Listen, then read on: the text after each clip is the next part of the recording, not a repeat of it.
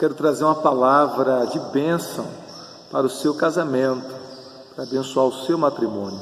A palavra de Deus nos diz em Efésios capítulo de número 5, verso 31, dizendo assim: por isso deixará o homem a seu pai e a sua mãe, e se unirá à sua mulher, e serão os dois uma só carne. Então a Bíblia nos ensina esse princípio poderoso.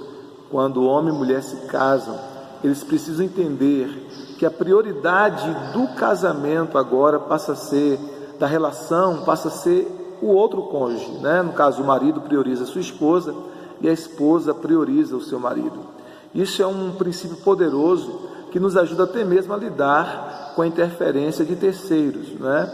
Principalmente às vezes a interferência da sogra, porque muitas vezes a sogra, cheia de boas intenções, um coração muito desejoso de abençoar, de ajudar o casal recém-casado, acaba muitas vezes fazendo interferências indevidas, e isso acaba atrapalhando o cônjuge, acaba atrapalhando o casamento, às vezes traz conflitos, adversidades entre o casal por conta da interferência da sogra. Então, como lidar com a interferência da sogra? Importante que aí nesse caso, o próprio filho ou filha, né, chega para sua mãe, sogra do seu cônjuge, e diz: mãe, eu não posso permitir que a senhora continue interferindo em meu casamento, né? Então você vai falar com todo carinho, com todo amor, com todo respeito, mas você como filho deve estabelecer as bases para que a sua mãe, caso a sogra do seu cônjuge, não interfira mais, não continue interferindo mais no seu casamento. E essa situação é tão séria. Eu me lembro de uma experiência, uma vez que eu tive, fui atender um casal, e o marido me ligou, precisando de um gabinete, queria conversar comigo e a sua esposa, um aconselhamento matrimonial, e eu então marquei o horário com eles e os recebi na minha casa. E quando eu abro a porta da casa para recebê-los, para minha surpresa, o marido entrou, depois entrou a esposa, e quando eu estava para fechar a porta, a sogra entrou atrás, né? E foi aquela situação meio constrangedora, porque eu tive que explicar àquela senhora que aquela conversa era destinada ao casal, que ela não podia continuar interferindo no relacionamento deles. E aí eu conversei, tentei ajudar aquele casal, mas infelizmente, porque eles não cuidaram dessa situação e houve outras situações envolvendo, né, o casamento deles, eles acabaram vindo a se divorciar. Então olha como isso é interessante, como isso é importante, né?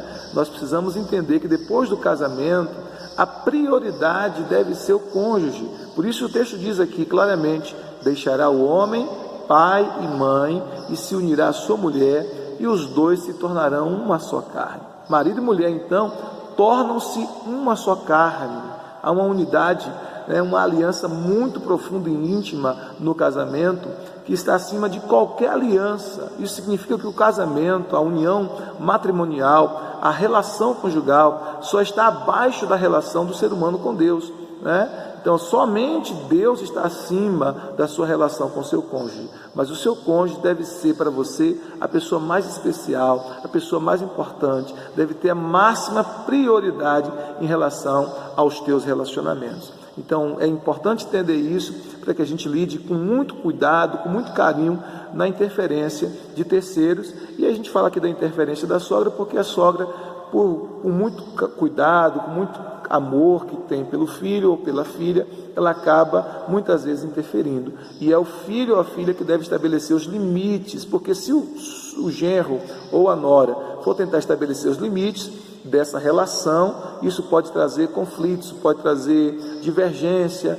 a sogra pode ficar contra a nora ou contra o genro, isso não é legal, né? Isso acaba trazendo divisão na família. Então quem estabelece o limite é o filho ou a filha, é o filho ou a filha que deve dizer para sua mãe: mãe, até aqui é o seu limite, eu lhe amo muito, eu lhe respeito muito, mas eu não posso permitir que a senhora continue interferindo nas dinâmicas do meu casamento. Então, se você fizer isso, você vai ter uma bênção muito grande no seu casamento e vai experimentar coisas boas de Deus na sua relação matrimonial. Não se esqueça, o seu cônjuge tem prioridade máxima nessa relação.